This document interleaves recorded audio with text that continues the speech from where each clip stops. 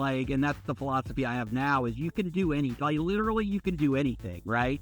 It's just, you may not be able to do anything. Like, we can do anything. You got to have the right team. You got to have the right data. You got to have the acumen, the creativity, but you can do anything. The problem in today's world is you can't do everything.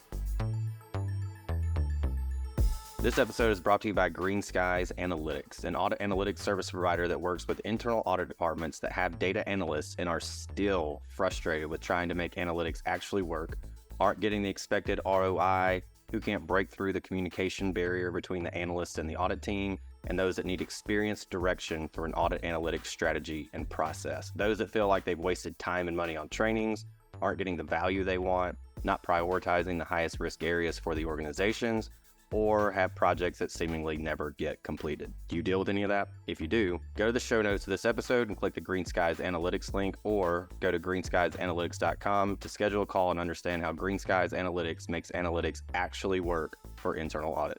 Hello, everybody. Welcome to another episode of the Audit Podcast. I am your host, Trent Russell, and today on the show we have Joe Earl. He's a director of internal audit at Sutter Health.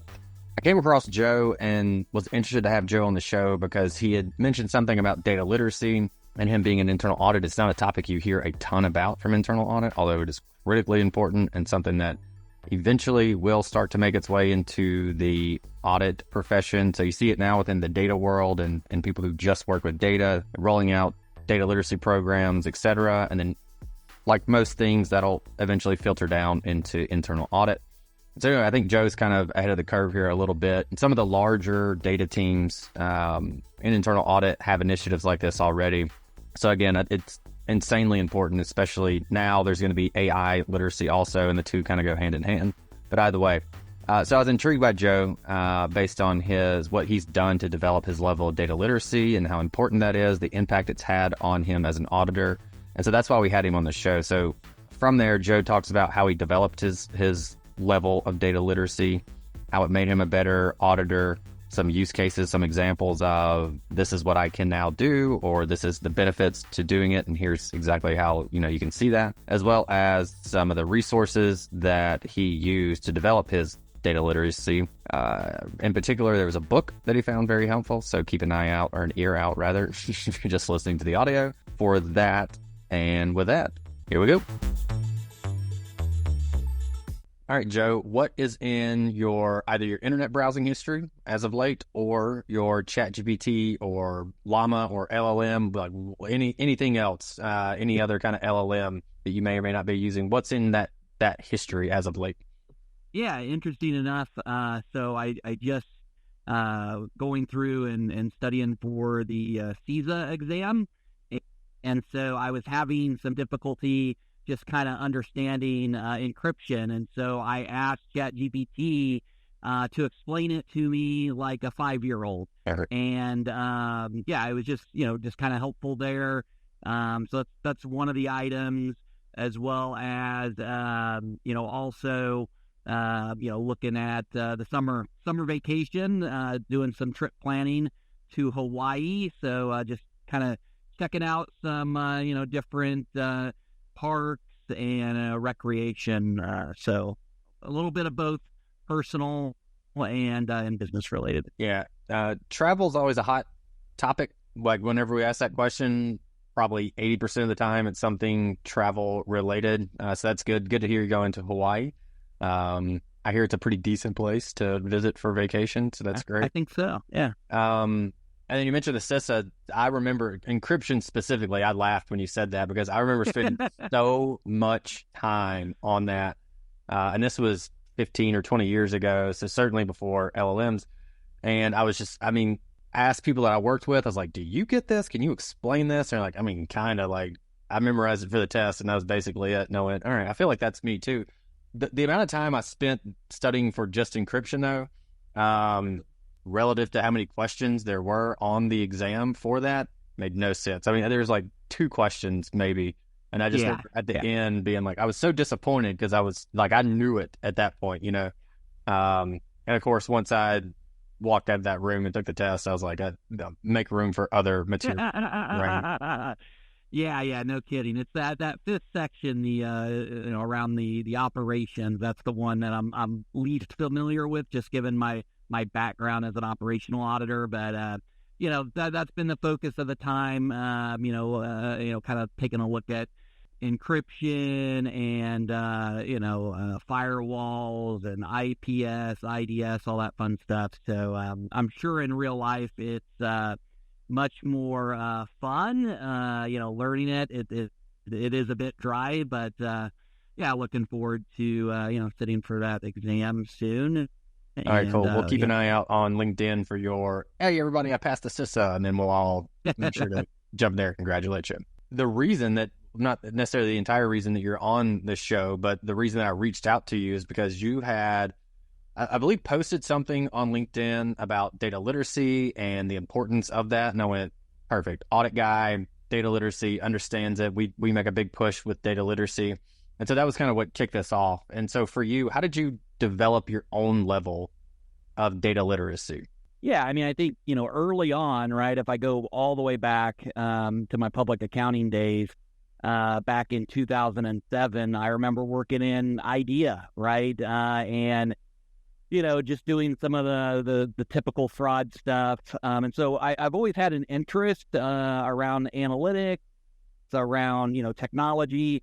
And so I think, as I've progressed throughout my career, I've just noticed that I usually have really great relationships with the folks on our team that do a lot of the keyboard, analytic type requests. And, I think over the years, as we've collaborated and, tried to get all of that business acumen and thoughts that, operational auditors contribute to, and then working collaboratively with those analysts, kind of was reflecting and was like, hey, it would probably be good just to spend some time getting some dedicated training, from that perspective, right?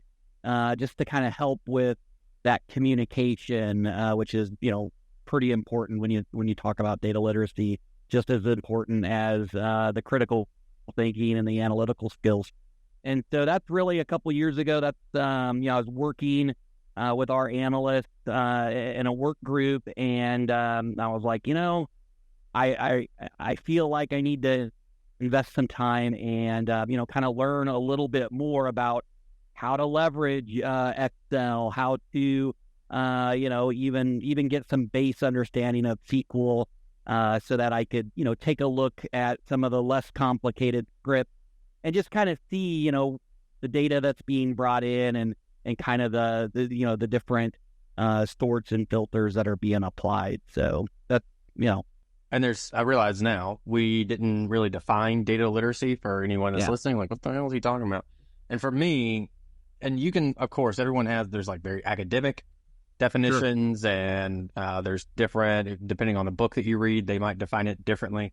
For me, it's kind of two different things or two different areas. So one is being able to look at, we'll just say an Excel spreadsheet, basically, and be able to go, oh, I wonder, I have this question about the data.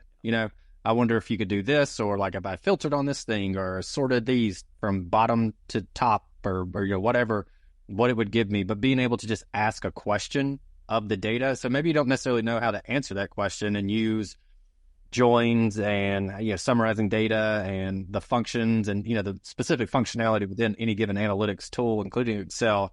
But to be able to go, hey, I wonder if or I got this other data set over here and I got this data set here. If I marry those two together, join those two files together, that would then give me the answer to my question. And so for me, that's a piece of it, one piece, and the other is be able to actually put your hands on the keyboard, like you mentioned, Joe, and be able to go, okay, now I know I need to join this file, and this is exactly how I do it. So that's kind of what it is for me is again, overall being able to look at a data file and being able to go ask a question of the data, and then whether you can execute on that to get the answer or someone else does it. But for you, what do you have broad definition that you would? Yeah. I kind of think of it as, being able to read, kind of read and critically think, about, an item, right? A subject, whatever it is. is, right? And being able to kind of, I think what you had described, just kind of the curiosity piece of get really curious with what you're trying to seek out, right? And how do we read, analyze, and communicate, right, with data, telling that story. So that's kind of how I think loosely I would define it. Obviously, there's a lot of critical pieces, both the to kind of get there, but very loosely, kind of that, reading, interpreting, analyzing, being curious, and then being able to communicate with tell that story. Yeah, that's kind of the last leg, is the communication piece of it, which took kind of a long time for me to figure out also. I would do all the great work and then send it over the fence, and the audit team would be like, I didn't know what that was, man, so I didn't even use it.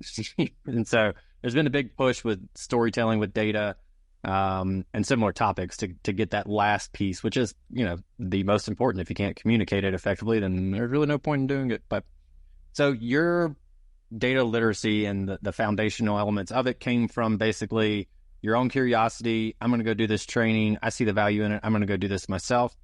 And then obviously a lot of organizations have a more formal program, like a programmatic way to develop data literacy within a group. Did you guys roll out any kind of initiative or program broadly to the team, or was it just kind of like, everybody kind of do your own thing? Yeah, I mean, I think we all, not a program. I think we all realize the importance, but we've just not structured a deliberate program around that. Although there's encouragement from leadership and from those on the operational auditors, as well as the analysts, to get together at points throughout the audit, right? So we've got our methodology. We have built-in points of, pre-planning an audit. The team will connect with our analysts, and we'll kind of talk about, what the audit is, what kind of the objectives are, and kind of talk through, potential data sources, things of that nature. And so I would say, I mean, it is embedded in our methodology, and so that's been helpful. And I think what I've experienced with the teams, it takes a ton of collaboration, because you need that. With analytics, core piece of it is understanding the business, understanding what you're trying to do and the why. And I think, that takes a lot of times a team when you're working in operational audits, right? And combine collectively, being able to get together, have our jam sessions, and then, everyone can kind of go and do their, contribute to their work, right? So, yeah, I would say methodology, so it's important there. But outside of that, and then some of just the internal training that we have done, I would say that's pretty much kind of our programmatic efforts. And then everything else has been, at the individual level, right? As folks are, wanting to upskill and, continue to expand their skills. We've got folks on the team that will, take different learning paths within, some of the resources that we have. Okay. Yeah. And everybody learns differently. I try to explain this when, someone will reach out to me and go, hey, can you tell me how to get into analytics or how to upskill myself or whatever it is? It's like, yeah, of course, like, well, let's do it. But everybody learns a little bit differently. So, and different methods. So some people go like, I'm never going to read a book ever. Don't ever suggest a book. And I go, yep, all good. Some people don't want to do the, hey, I'm just going to Google around and watch videos and do it that way. Some people want a very, much more formalized online program through Google or MIT or some of these other free resources you can use. And hey, you get the certificate at the end, which is great. So everybody does it a little bit differently, but what are some of the resources that you found personally that were helpful? Yeah. So, I mean, LinkedIn Learning is a resource that I have utilized. I've taken a number of classes on that, that have been helpful.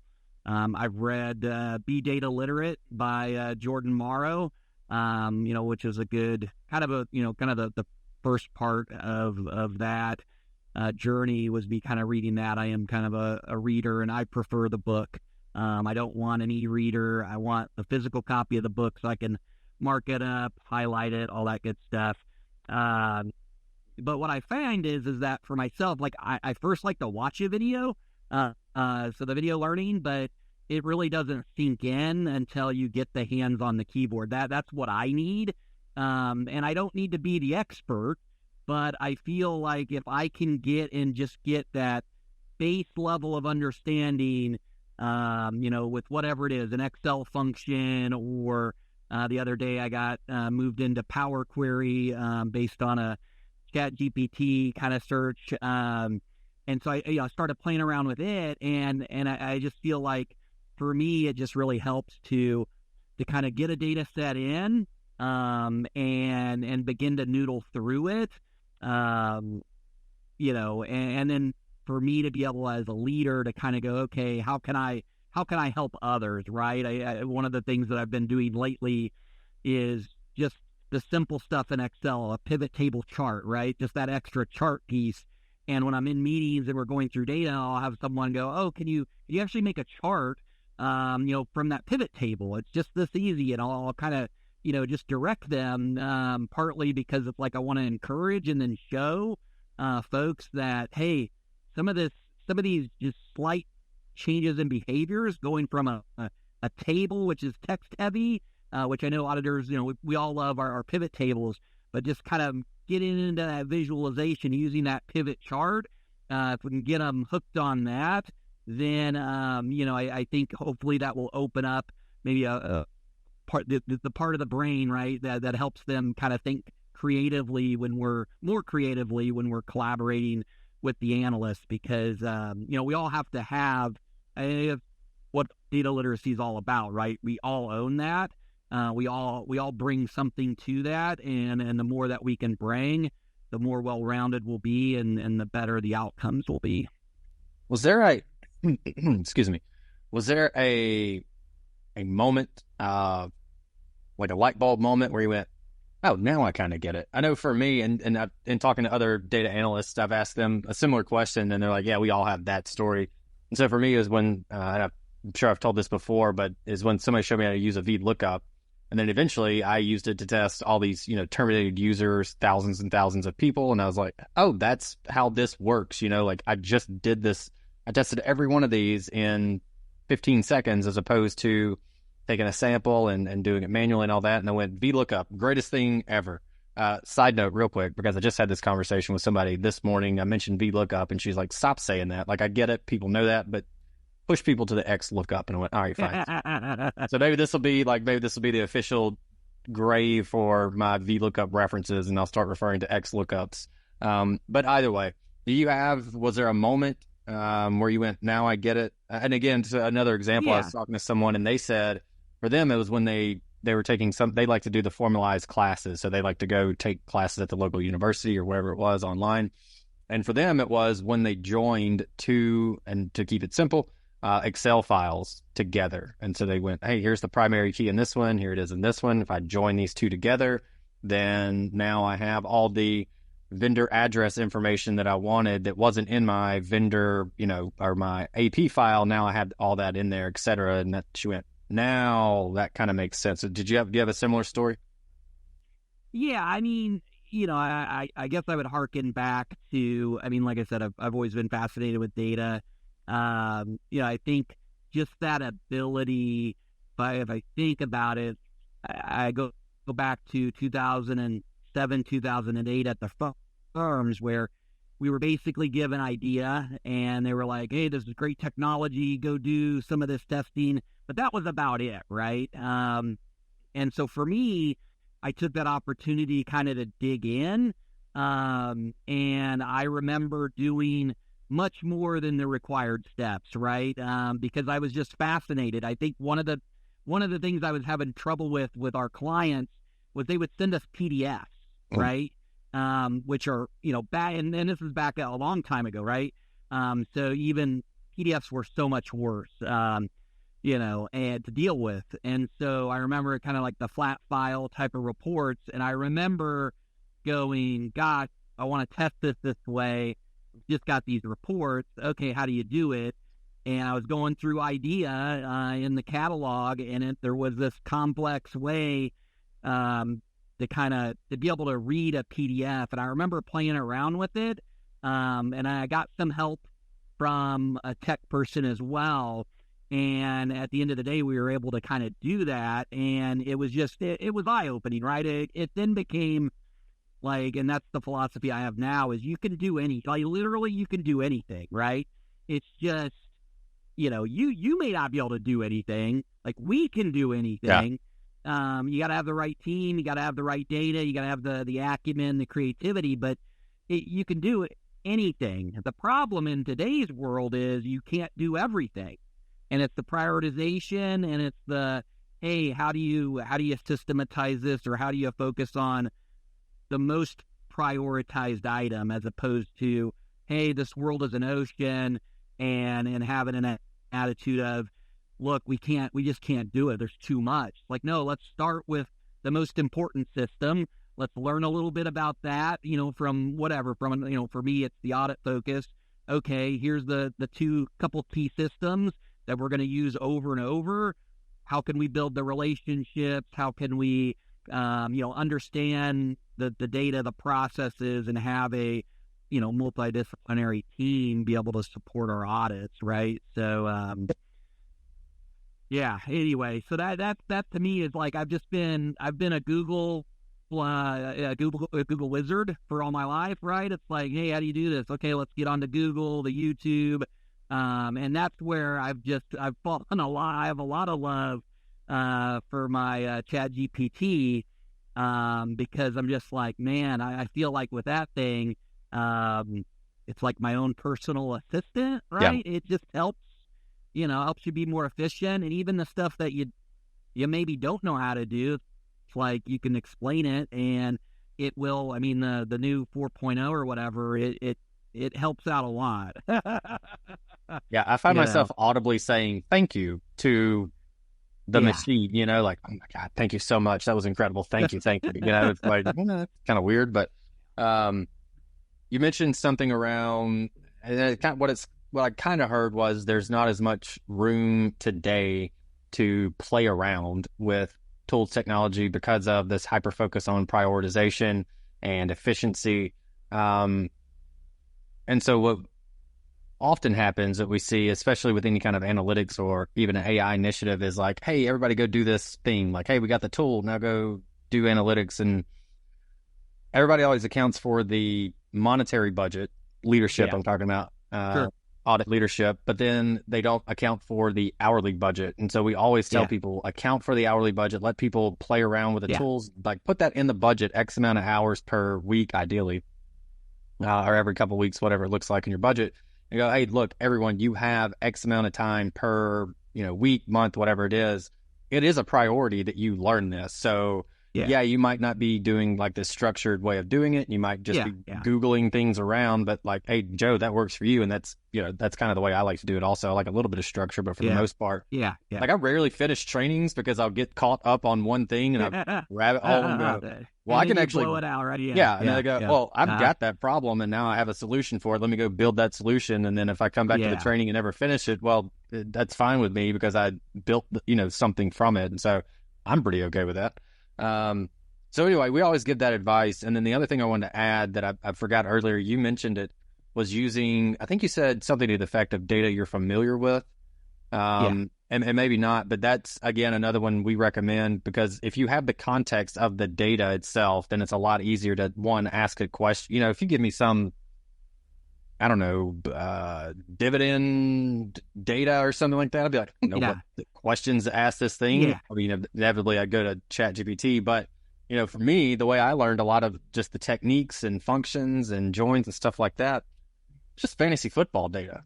That's what I liked doing. And so I would always have, I'd add this one website and I could download all the data from there and I would import it and clean it. And then I'd have questions like, what QB should I take because of this? And what's the correlation between this thing and this, these variables? And ultimately, for those that are curious, analytics on fantasy football data yields no better result in your draft than it does picking pretty blindly. And so anyway, subscription to Trent Russell, fantasy football.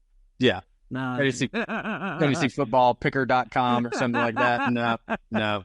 There is, though, for those that are interested, there is, on a complete side note, it's called Beer Sheets, I think is what it's called, BEER Sheets. And so this Okay. person like does all this analysis, puts it together for you, and just donate like $5 to some charity that he runs or something like that, and you get it. And so I effectively just outsourced the There whole you go. There you fantasy go. football piece. So that's something else to consider also, is outsourcing that. So anyway, I thought that was important. I wanted to hit on that. Yeah. Other thing I wanted to ask you though is that as you've kind of like come along in your data literacy journey, how has that helped you be a better auditor in terms of communicating with the analysts and getting an actual result? And then do you have any examples of, I wanted this analysis done, I had this question of the data, the specific techniques that were used weren't my area of expertise, so I worked with the experts on that, and this was the end result? Any kind of use cases you could share where you went, because of my level of data literacy at that time, I was able to accomplish X, Y, Z, whereas if I didn't have that, then nothing would have come of it. Yeah. I mean, and it's nothing, nothing. Yeah, I guess an experience that I've had recently.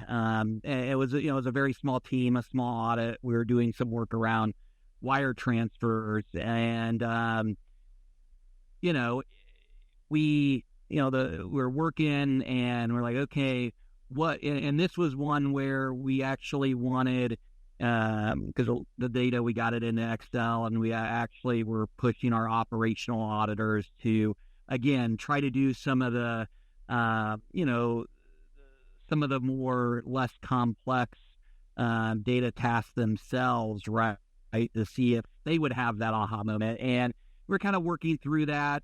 And like for us, I mean, we pull down the data kind of in the scoping, look at the population just using, some Excel pivot table charts. And the person was kind of going through and saw a pretty sizable uptick in wire transfers. And, that got him thinking and got us thinking like, okay, what's going on here? This would be, something good to ask, right? And kind of started, poking down a little bit further. And what it did was when he went and spoke with the business process owner, it gave us just kind of a little bit more of an assessment of the current state.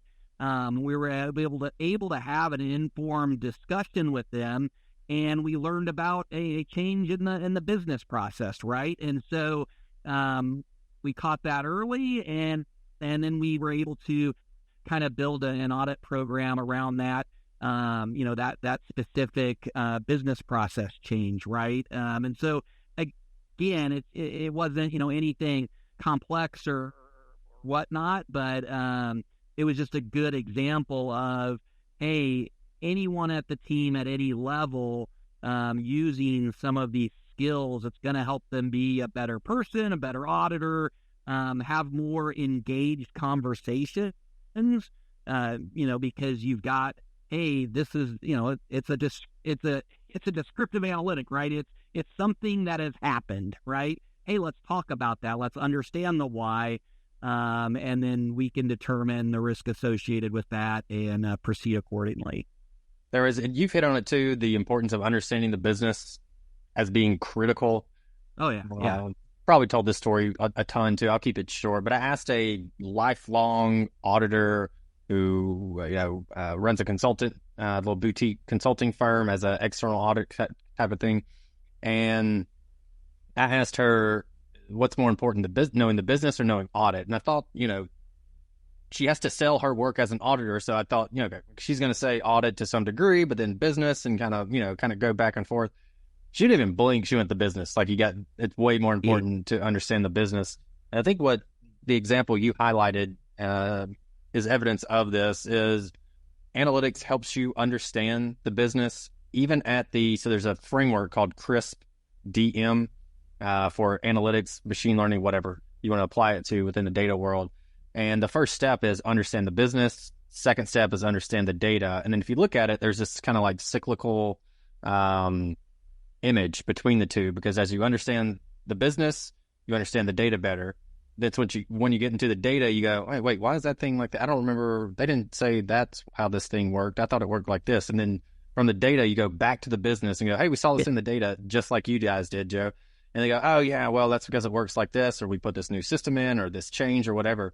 And so it is very much the analytics piece does help you Oh yeah. understand the business, which is arguably the most important part of what we do is knowing how the business works. So Yeah, I think that's the piece, like for me personally, kind of being on this journey. And, I would say like, I'm not the typical auditor, right? A lot of people probably claim that, but I truly believe that. I'm a very social person.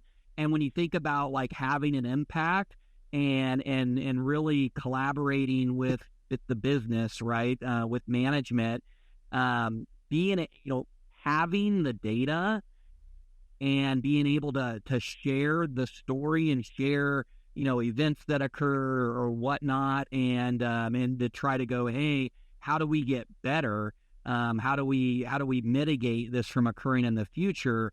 I think for me personally it's a lot easier being in some of those meetings with leadership, when you take a data driven approach, and you have those tools in your tool set, right? Because I think leaders, right, they like to have data in their decision making process, and so when the audit shop is incorporating that, I think you're having better conversations, better outcomes, right? A lot less pushback, right? I think they're seeking to understand, and that's where we kind of try to be very transparent and open. Hey, this is the data we got. This is where we got it. And walk and talk through that journey so that they have comfort, because they see a lot of errors in different reports or whatnot, right? And so we try to do a really good job of walking through and navigating that journey. And I think what we found is, there's just a lot more credibility and a lot of good collaboration the more and more you use analytics, as opposed to, hey, we found X out of X. Well, that's great. How big of a concern is that, right? And it's like, well, is it statistical? Is it not statistical? And that whole jungle, right? It's just nicer trying to look at that entire population when you can, right? Not something we're always able to do, but definitely try to apply it in every audit. and the main purpose of the podcast is to get experts like yourself on and go, hey, tell us how to do this. So we try to make it more than just thought leadership of, hey, this is why you should do it. This is why it's important, but like how you should do it as well. And I'm kind of going on a different area altogether here. So hang tight with me, everybody that's listening. So you're in healthcare. You and I talked about this off air when we first talked. I know for me, and I ask a lot of healthcare, insurance, whatever kind of auditors this question too, and they're always like, I don't know, man, it's nuts. I get bills from the hospital when I go to the hospital, and it is the most confusing thing ever, because it's always like, do I pay this or do I pay this one? And then I get this third bill from somebody else, and am I supposed to pay that? Because certainly if I pay it, they're not going to be like, oh yeah, we owe you money, you didn't really have to pay that. And so for maybe to help the listeners in general, how do you know when to pay a hospital bill? Because it is utterly confusing to me on when to do that. And I just wait until I get the one that's in like all red that's like, hey man, you like really have to pay this one. And I go, all right, fine, I'll call you and pay you. But what's going on there? Yeah, I mean, at the end of the day, there's a ton of systems. You've got 20 different processes, a lot of different systems into play, and then you've got different folks, right? You've got the payers, the insurance companies, the providers. And so for me personally, I don't pay, I pay a bill once I've seen that the claim has been adjudicated, right? That your insurance, has taken effect. And if you do have it, you're like, hey, I don't think this is right. Calling up the number, because before I write a big check, that's what I'm doing, just to make sure, right? Like, hey, help me understand my evidence of coverage, right? What did the insurance cover and all that? I'll tell you, myself being in healthcare, I and then being someone who could read a contract, it's challenging, right? Like, and then God forbid if you get a denial, right, in the where your insurance doesn't cover it, and you're like, hey, what's going on here? Hopefully we can get better at that. But there are a lot of parties and a lot of processes involved to get that right. All right. So I think auditor or otherwise, that piece of advice that you gave is fantastic, and a little bit of insight on how all that works relative to hospital billing and why it is so confusing. So thank you very much for that. Is there anything else, though, Joe, that you want to leave the audience with before we call it a day? Yeah. Start whatever you want to do, right? Start today. There's no better day than today to start. And there are a lot of resources out there. And if you need, someone live, get on that LinkedIn and connect with them. I know, I've taken the opportunity to do that, and it's very valuable, right? Start today. And I wish, for me, I think with anything, right, I think there's that building up, getting that confidence. And what I've learned through my years is taking that first step is the hardest. And then once you're there, you just kind of begin to build that momentum. So, if this is an area of interest or others, I would say just get started, right? And reach out and find the support that you need. So there you go.